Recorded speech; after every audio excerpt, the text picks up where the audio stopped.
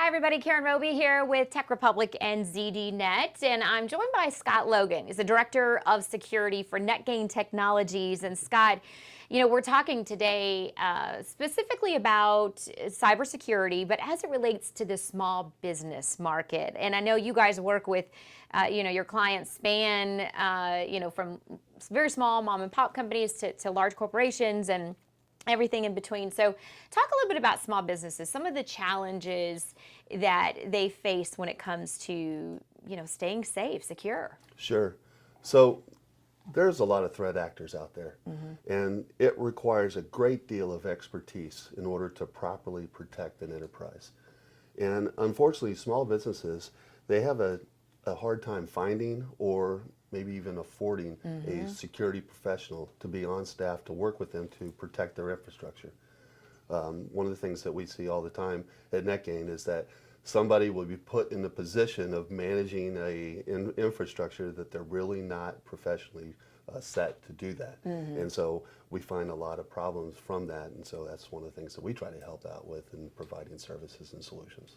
And when you talk about that, we talk a lot here, TechRepublic and ZDNet, about tech talent in general, about finding that strong talent, and everyone is needing that. Whether it's AI professionals or people that are experts in security, and so it is, I think, difficult, but especially hard for a small business to be able to afford someone to keep on staff, or just as a vendor that they're bringing on. Absolutely. And they have to have a certain level of qualification and certification that if they don't have that, they're really not positioned to manage it correctly or make the infrastructure as sound and secure as it could be. Right. Well, what are some of the things that you see happening? When you guys go into, let's say it's a new business that you're working with, or one that you've already been working with, what are some of the things, specific threats that they're seeing come through? All right. So in almost every single case, it's well known by a lot of security professionals that the user is the weakest point or the weakest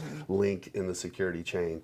And what we see constantly is that users are just not properly trained. They don't know what to anticipate. They don't know what to expect, what an attack looks like. And so when they see it, it's not recognized immediately. And that's unfortunate, because if a user fails, regardless of how much infrastructure is in place, how much security controls are in place, the user has a way of bypassing all of that and introducing an infection or some sort of malicious activity into the network.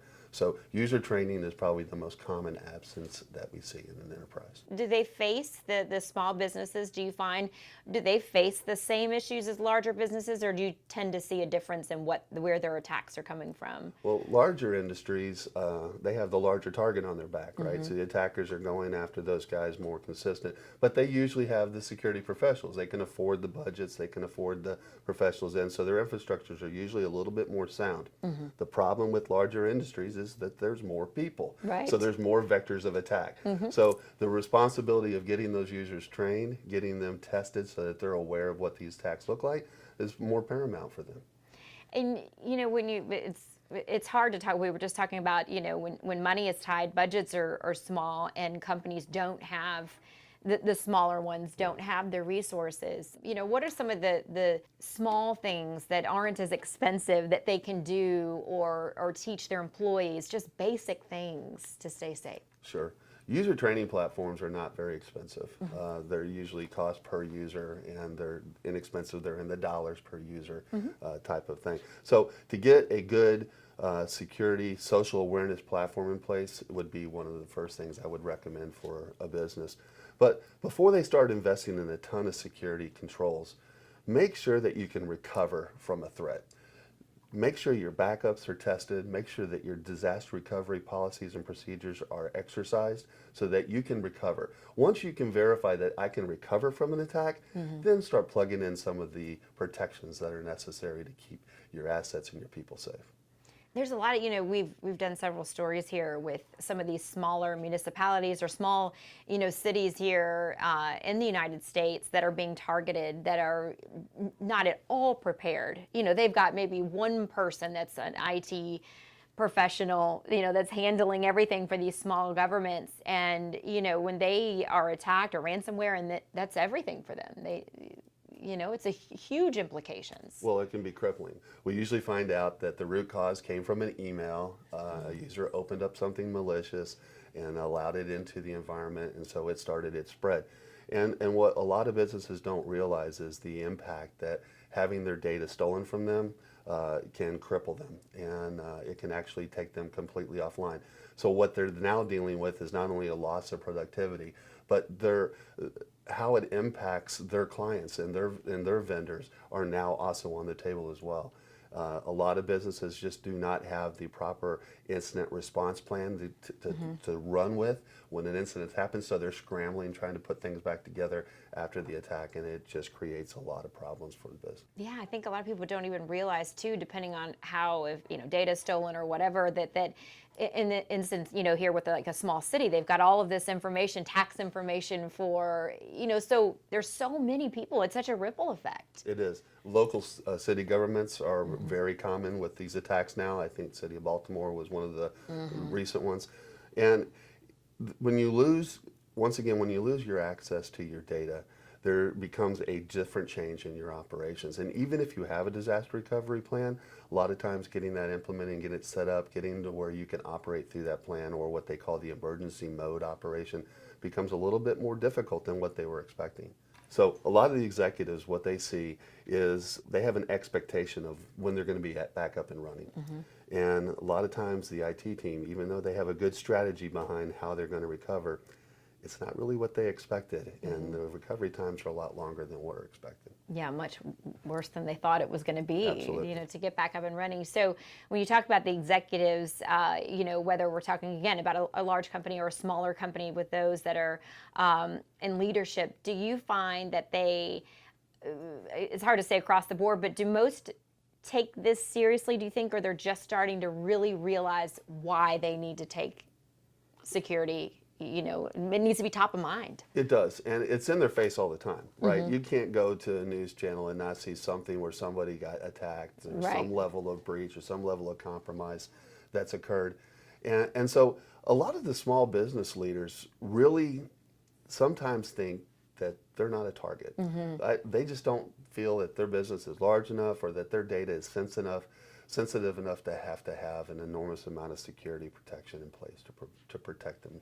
Sure. And I kind of see that, but from the attacker's point of view, that's what they're hoping. Right, that's what they They're need. hoping that you're not putting security in place, and that you're not protecting your data, so that we can do elements like institute a ransomware attack, or steal your data in some form or fashion. And it's unfortunate that the executives feel that way, but a lot of times when NetGain is working with the client, we try to express the fact that it is important.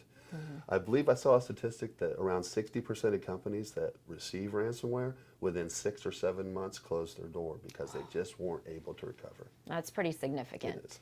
And, talk about a little bit about phishing. We just actually did an interview with one of our writers here on ZDNet about that. Although it seems like we are always quick to blame the human when it comes to phishing, there are times people have lost their jobs or have been reprimanded, and it's sometimes those phishing attacks, they are so good, they look so legitimate. The emails do. They can. They can be very tricky. A lot of times when we're doing social awareness programs, we try to make it as tricky as possible to see how effective it can be in the environment.